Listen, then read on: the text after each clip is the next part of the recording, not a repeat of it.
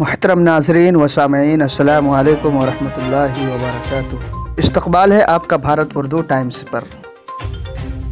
جی ہاں دوستو، اس وقت میں آپ حضرات کے سامنے ملک کے 5 ریاستوں میں جس میں الیکشن ہو رہے ہیں ان کی کچھ تجزیہ، ان الیکشنوں میں ان ریاستوں میں کیا ماحول ہے، کس طریقے سے وہاں کی عوام کیا سوچتی ہے نئی حکومت کے بارے میں، ان سب چیزوں پر تفصیلی روشنی ڈالتے ہیں۔ خبر شروع کرنے سے پہلے آپ سے گزارش ہے کہ ہمارے چینل کو اگر اب تک آپ نے سبسکرائب نہیں کیا ہے تو چینل کو سبسکرائب کیجئے، شیئر کیجئے، لائک کیجئے اور ہماری اس خبر کو دوسروں تک پہنچانے میں ہماری مدد کیجئے۔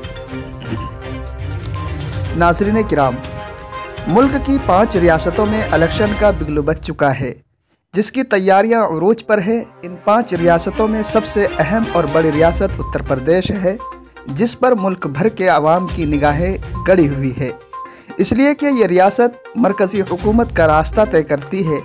یہی وجہ ہے کہ 2024 کے آنے والے پارلیمانی الیکشن کا اسے سیمی فائنل قرار دیا جا رہا ہے۔ الیکشن کے دن جو قریب آ رہے ہیں، سیاسی پارا اسی قدر بڑھ رہا ہے۔ وبا کے مد نظر ابھی تک پبلک میٹنگ کرنے پر پابندی عائد کی گئی ہے، اسی لیے لیڈران ریلیوں سے احتراز کرتے ہوئے جیت کے لیے ڈور ٹو ڈور اور ہر گھر کا چکر لگا رہے ہیں، یہاں تک کہ وہ گاؤں کے ہر فرد سے ملنے کی کوشش کر رہے ہیں، لوگوں کے ساتھ بیٹھ کر ان کے گھروں میں کھانا کھا رہے ہیں اور انہیں پارٹی کی اہمیت اور کاز سے آگاہ کر رہے ہیں، یعنی جیتنے کے لیے ہر ممکنہ اقدامات کر رہے ہیں اور اس کے لیے پوری طاقت جھونک دے رہے ہیں۔ سامعین کرام، میڈیا میں اس الیکشن کے تعلق سے روزانہ متعدد ٹی وی چینلز پر ڈیبیٹ یعنی رد عمل، ملک کے مختلف چینلز ایگزٹ پول کے ذریعے اپنی رائے پیش کر رہے ہیں، جبکہ پرنٹ میڈیا سے وابستہ علماء، دانشور اور سیاسی مفکرین عوام کو ووٹ کے بکھراؤ سے بچنے کا مشورہ دے رہے ہیں۔ ہوٹلوں کے اندر بھی ان امور پر تبادلہ خیال ہو رہا ہے۔ عوامی ہجوم، چائے کی چسکیاں لیتے ہوئے سیاسی پارٹیوں اور ان کے منتخب نمائندوں کی سابقہ کارکردگیوں پر خوب بحث و مباحثہ کر رہی ہے۔ وہاں جتنے منہ اتنی باتیں، کوئی خاموش نظر نہیں آتا، ہر کوئی بڑی بے باکی سے اپنی رائے رکھ رہا ہے۔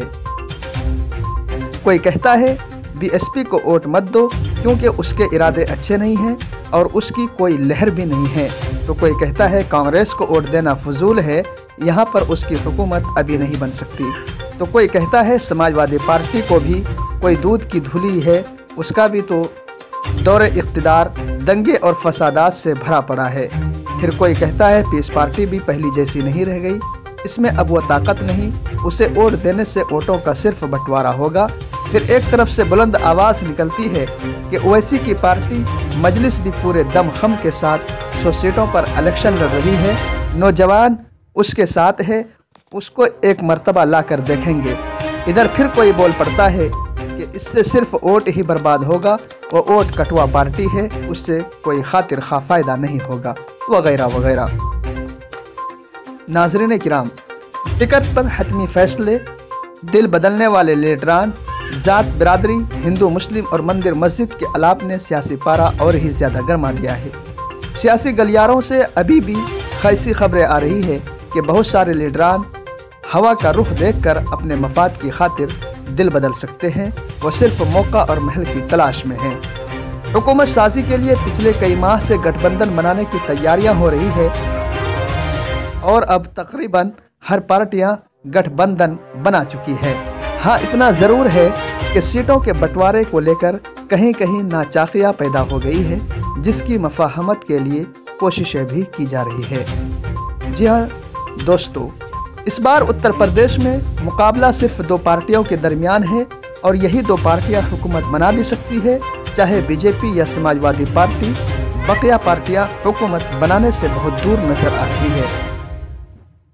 ہاں، اتنا ضرور ہے کہ وہ نتائج آنے کے بعد مذکورہ دونوں پارٹیوں کا جادوئی آنکڑا نہ چھپانے کی بنا پر یہ پارٹیاں حکومت سازی میں اہم کردار ادا کر سکتی ہے۔ دعویٰ یہی ہے दोनों पार्टियां कर रही है। खैर देखना अब यह है कि ऊँट किस करवट बैठता है और उत्तर प्रदेश की आवाम किसके हक़ में फैसला करके भारी अक्सरियत से कामयाब करती है, ये तो आने वाला वक्त ही तय करेगा। यहाँ के इलेक्शन में मुस्लिम और दलित काफ़ी अहमियत रखते हैं, लेकिन इस बार मुस्लिम वोट मुतअद्दिद पार्टियों में बढ़ते हुए दिखाई दे रहा है। असदुद्दीन ओवैसी की पार्टी मजलिस और डॉक्टर नौहेरा की पार्टी मैप की आमद ने इन दोनों वोटों में मज़ीद सेंध लगा दिया है, जिससे वोटों का बिखराव और भी ज़्यादा बढ़ गया है। अगर ऐसे ही इधर उधर हमारा वोट बिखर गया तो ज़ाफ़रानी पार्टी को आने से कोई नहीं रोक सकता। सामईन किराम, एक वक्त था जब उत्तर प्रदेश की सियासत में मुस्लिम और मुस्लिम लीडरान की तोती बोलती थी। हर पार्टी में एक मुस्लिम लीडर का नुमाया चेहरा हुआ करता था और उन्हीं के बलबूते पार्टियां अपना सियासी मुस्तकबिल तय किया करती थी। लेकिन हालिया इलेक्शन में ये सब हाशिए पर है।